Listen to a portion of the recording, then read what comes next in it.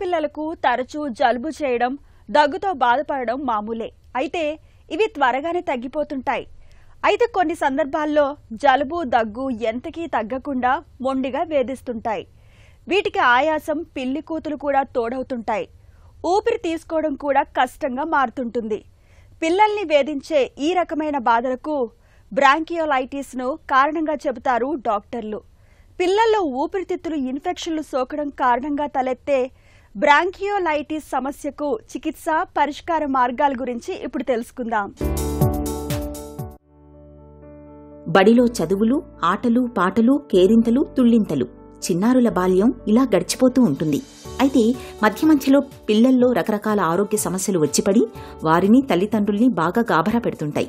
ముఖ్యంగా పిల్లల్లో ఇన్ఫెక్షన్లు, ఉదాహరణకు జలుబు, దగ్గు, జ్వరాలు ఇలాంటివన్నీ చాలా తరచుగా వస్తుంటాయి. దీంతో పిల్లలు ముసుగు తన్నేస్తారు, తల్లిదండ్రులు కంగారు పడిపోతారు.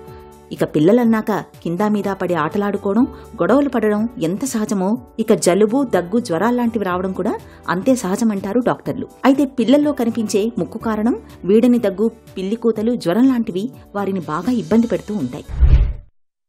బ్రాంకియోలైటిస్ అనేది యాక్చువల్గా మనకి శ్వాసకోశ నాళం ఉంటుంది కదా, ఎయిర్వే అంటాము. సో ఎయిర్వేలు ఏంటంటే స్టార్టింగ్ ఫ్రమ్ వోకల్ కార్డ్, తర్వాత లారింగ్స్, తర్వాత ట్రెకియా, తర్వాత ఊపిరితిత్తుల్లో ఉండేది బ్రాంకియల్స్ అంటామండి. బ్రాంకియల్స్ తర్వాత మనకి చిన్న చిన్న బెలూన్స్ లాగా అయిపోయి అది ఆల్వియోలే అంటాం. So when ever we have the infection ఆ బ్రాంకియల్స్ దగ్గర మనకి పిల్లల్లో దాన్ని బ్రాంకియోలైటిస్ అని అంటాం. బేసిక్గా ఇట్ కెన్ బి మోస్ట్ కామన్గా వైరల్ ఇన్ఫెక్షన్ అవుతుంది, కొన్నిసార్లు బ్యాక్టీరియల్ ఇన్ఫెక్షన్ కూడా అయ్యే అవకాశం ఉంది. రకరకాల వైరస్లు, bacterial infection can cause this bronchiolitis. Bronchiolitis అనేది అండి మామూలుగా it's and bacterial or viral infection అండి. మోర్ కామన్గా ఏజ్ గ్రూప్ వచ్చేసి మనకి లెస్ దాన్ 6 నెలల పిల్లల నుంచి కామన్, యూజువల్గా 6 months నుంచి 1 year పిల్లల వరకు మోర్ ఎక్కువ వేరియేషన్ వరకు ఉంటుందండి. సో దీంట్లో ఏంటంటే it can be caused by number of viruses and bacteria. More common are viral infections అండి. వైరసెస్ వచ్చేసి మనకి RFC వైరస్ అని అంటాము, ఫ్లూ వైరస్ ఏదైతే మనము ఫ్లూ వ్యాక్సిన్ వేయించుకుంటాము, ఇన్ఫ్లుయెన్జా అది ఆ వైరస్ ఒకటి. ఇప్పుడు ఈ మధ్య రీసెంట్గా మనం ఉంటుంది కరోనా వైరస్ కానివ్వండి. సో ఇలాగా 3-4 వైరసెస్ ఉంటాయండి కామన్గా, వాటిల్లో it can cause. So bacterial infections also can cause bronchiolitis. మామూలుగా ఈ స్ట్రెప్ న్యూమోనియా ఇవన్నీ కూడా మనకి బ్రాంకియోలైటిస్ ఒక్కోసారి కాజ్ చేసే అయితే ఉందండి అవకాశం. సో బ్రాంకియోలైటిస్ వచ్చిన పిల్లల్లో అండి మోర్ కామన్ వచ్చేసి ఏంటి, ఫస్ట్ ఇనీషియల్గా జలుబు, దగ్గుతోటి స్టార్ట్ అవుతుంది. సో జలుబు కొంచెం ఎక్కువ అవటము, ముక్కులు కారటము, దానివల్ల దగ్గు, పొడి దగ్గు లేదా గల్లపట్టము. ఆ తర్వాత స్లోగా ఒక్కొక్కసారి కొంతమంది పిల్లలు జ్వరం ఉంటుంది, కొంతమంది పిల్లలు జ్వరం ఉండదు, జ్వరం లేకుండా వాంతులు, సరిగ్గా ఫీడింగ్ తీసుకోకపోవటము, యాక్టివిటీ తగ్గిపోవటము. ఇంకొంతమంది పిల్లలు దగ్గు, జలుబుతో పాటు ఒక్కసారిగా ఉన్నటువంటి స్లోగా ఆయాసం అనేది మొదలవటం, డొక్కలు ఎగరేయటము, ఫీడింగ్ సరిగ్గా తీసుకోకపోవటము, వాంతులు, ఇవన్నీ కూడా మనకి బ్రాంకియోలైటిస్లో ఉండే లక్షణాలండి. మెయిన్ మనం చూసుకోవాల్సింది, ఒకవేళ దగ్గు జరుగుతో పాటు కొద్దిగా మీకు అనుమానం వచ్చింది, శ్వాస తీసుకోవడానికి ఇబ్బంది పడుతున్నాడు లేదా ఆయాసం పెరుగుతుంది అన్న పక్షంలో ఇమీడియట్గా మీరు డాక్టర్ దగ్గరికి తీసుకెళ్ళాలి. It can be a sign of bronchiolitis. Bronchiolitis అనేది ఖచ్చితంగా ప్రమాదకరమేనండి. మేము ఎంతోమందిని చూస్తూ ఉంటాము. మామూలుగా దగ్గు, జలుబు అనే దాంతో ఇంట్లో ఏంటంటే, లేదా మనం మెడిసిన్స్ ఇంట్లో ఉన్నవి లేదా ఇద్దరు డాక్టర్ గారు రాసినవి చూసుకుంటాం. మనం గమనించాల్సిన విషయం ఇందాక చెప్పినట్టు ఆయాసం ఉంటుందండి. ఒక్కోసారి పూర్ ఫీడింగ్ ఉంటుంది, దానివల్ల ఒక్కోసారి బాడీలో షుగర్స్ తగ్గిపోతాయి. ఒక్కోసారి ఆయాసం ఏమవుతుందంటే నెమ్ము కింద మారిపోయి ఇంకా సివియర్ అయ్యే అవకాశం ఉంటుందండి. ఒక్కొక్కసారి కొన్నిసార్లు వెంటిలేటర్ కూడా పెట్టాల్సిన అవసరం ఉంటుంది. సో మనం తొందరగా ఐడెంటిఫై చేస్తే దానికి మనం ట్రీట్మెంట్ ఇవ్వచ్చండి. సాధారణంగా పిల్లలు వానలకు తడిసి ముద్దవుతూ, పొద్దస్తమానం ఎండల్లో పడి ఆటలాడుకుంటూ, దుమ్ము ధూళిలో తిరుగుతూ రకరకాల ఆరోగ్య సమస్యల్ని కొని తెచ్చుకోవడం చేస్తుంటారు. ఇది ఒకందుకు మంచిదేనంటారు డాక్టర్లు.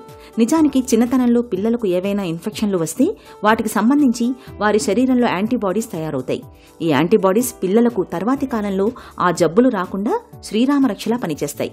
అలా అదే పనిగా జబ్బుల్ని కొని తెచ్చుకోమని కాదు, మరీ పిల్లల్ని అతి శుభ్రతని, ఎక్కడికి కదలనివ్వకుండా వాళ్ళని ఇంట్లోనే బంధించి ఉంచితే దురదృష్టవశాత్తు ఆ పిల్లలు ఎప్పుడైనా ప్రయాణాలకు, ఆటలకు బయటికొస్తే వారిలో ఇన్ఫెక్షన్లు వచ్చే రేటు చాలా ఎక్కువని, అవి వారిలో తీవ్రంగా పరిణమిస్తాయని డాక్టర్లు చెబుతారు. సో బ్రాంకియోలైటిస్లో అండి స్పెసిఫిక్ ఇన్వెస్టిగేషన్స్ అంటూ ఏది ఉండదండి. అంటే ఇల్లు చేస్తే మనకి ఇది డయాగ్నోస్టిక్ అనేది. So it's a clinical diagnosis mostly, అంటే radiological diagnosis rather than blood test. So బేబీని చూసి మనకు దగ్గుంది, జలుబుంది, బేబీ ఆయాసపడుతోంది లేదా బేబీ ఆయాసపడుతున్నాడు, సో దాంతోపాటుగా మనకి ఫీడింగ్ సరిగ్గా లేదు. సో ఒక్కొక్కసారి ఫీవర్ ఉన్నప్పుడు ఏంటంటే మనకి CBP, CRP చేస్తామండి. ఈ క్లినికల్ సిమ్టమ్స్ ఉన్నప్పుడు మనకి ఆయాసపడుతున్నప్పుడు మనం చెస్ట్ ఎక్స్రే కూడా తీసుకుంటే లోపల మనకి ఏమన్నా ఇన్ఫిల్ట్రేట్స్ ఉన్నాయా, ఓకే, లేదు మనకి స్టెథోస్కోప్ పెట్టినప్పుడు మనకి బాగా వీజు క్రెప్స్ అలా ఉన్నాయి, మనకి డౌట్ఫుల్గా ఉంది అనుకుంటే ఒక్కొక్కసారి మనం వైరల్ ప్యానల్ అని చెప్పి పంపిస్తామండి. ముక్కులోకి బయోఫైర్ అంటాం దాన్ని మెడికల్ లాంగ్వేజ్లో. సో ముక్కులోకి ఒక దీనిలాగా పాస్ చేసి మనం స్వాబ్ లాగా తీసుకొని దాన్ని టెస్ట్కి పంపిస్తే we can get to know what bacteria are virus is causing the specific thing. But అది దానివల్ల పెద్దగా ట్రీట్మెంట్ అయితే మారకపోవచ్చు, బట్ మనకి ఏది అనేది తెలిసే అవకాశం ఉంటుంది. సో మెయిన్ ట్రీట్మెంట్ అండి, యాజ్ వి సెడ్ ఇనీషియల్గా ఏంటంటే మన క్లినికల్గానే అంటే ఇప్పుడు డిస్ట్రెస్ ఉంది, మనం ఆస్కల్టేట్ చేసాము స్టెథోస్కోప్ తోటి, క్రెప్స్ ఉంది, ఒక్కోసారి ఏంటంటే పిల్లలు ఆక్సిజన్ తక్కువ ఉండొచ్చు, అంటే మనకు వచ్చేటప్పటికి ఆక్సిజన్ శాతము గాలిలో మనకి 100% ఉండాలండి. ఒక్కొక్కసారి 87-8 ఉండంటే కొంచెం ఆక్సిజన్ పెట్టుకోవాల్సిన అవసరం రావచ్చు. ఒక్కొక్కసారి బాగా ఆయాసపడుతున్నారు అన్న పక్షంలో CPAP కానీ HFNC కానీ అంటామండి, హై ఫ్లో నేసల్ క్యాన్లా కానీ, లేదా కంటిన్యూడ్ పాజిటివ్ ఎయిర్వే ప్రెషర్ అంటాం, బబుల్ CPAP అంటాము. అలాంటి డివైజెస్ ఉంటాయి. బేసిక్గా it is a model of non invasive ventilation. Invasive ventilation అంటే మీకు అందరికీ తెలిసి ఉంటుంది, మామూలుగా వెంటిలేటర్ పెడతాము, ట్యూబ్ వేస్తాము, దాన్ని ఇన్వేసివ్ అంటాము. ఇవన్నీ ఇక్కడ చేయాల్సిన అవసరం లేదు. ఇనీషియల్గా we can try these methods of non invasive ventilation, CPAP కానివ్వండి, లేదా HFNC కానివ్వండి, లేదా ఆక్సిజన్ పెట్టి, దాంతోపాటుగా కొంతమందికి నెబులైజేషన్స్ అవసరం ఉంటుంది, సాల్బుటమాల్ నెబులైజేషన్స్ లేదా 3% NS నెబులైజేషన్స్, ఒక్కొక్కసారి యాంటీబయాటిక్స్ కూడా అవసరం పడతాయి. మెయిన్ బ్రాంక్యులైటిస్ అండి, ఒక్కొక్కసారి ఏంటంటే రిస్క్ ఫ్యాక్టర్స్ ఉంటాయి. రిస్క్ ఫ్యాక్టర్స్ అంటే ఏంటంటే ఒక్కొక్కసారి బేబీ ప్రీటర్మ్గా పుట్టినప్పుడు, లేదా ప్రీటర్మ్గా ఉండి వెంటిలేటర్ మీద ఉన్నప్పుడు, లేదా ఆక్సిజన్ రిక్వైర్మెంట్ ఎక్కువ రోజులు ఉంది, లేదా లంగ్ CLD లాగా అట్లా ఉన్నప్పుడు ఏంటంటే they are more prone for getting బ్రాంక్యులైటిస్.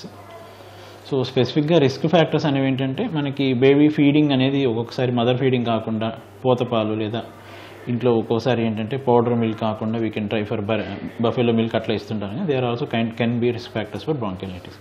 It depends on the immunity levels of the baby. రోగ నిరోధక శక్తి తక్కువగా ఉన్న పిల్లలు, ఇంకా కొన్ని రకాల జబ్బులున్న వాళ్లు బ్రాంకియోలైటిస్, వైరల్ వీజింగ్ విషయాల్లో చాలా జాగ్రత్త తీసుకోవాలి. మామూలు పిల్లలైతే ఇన్ఫెక్షన్లు దరిచేరకుండా తగిన శుచి, శుభ్రత, జాగ్రత్తల్ని తల్లిదండ్రులు వాళ్లకు నేర్పించాలి. ఒకవేళ ఈ ఇన్ఫెక్షన్లు వచ్చినా మరీ గాబరా పడాల్సిన పని లేదు. డాక్టర్ సలహాతో మందులు వాడితే సరిపోతుంది.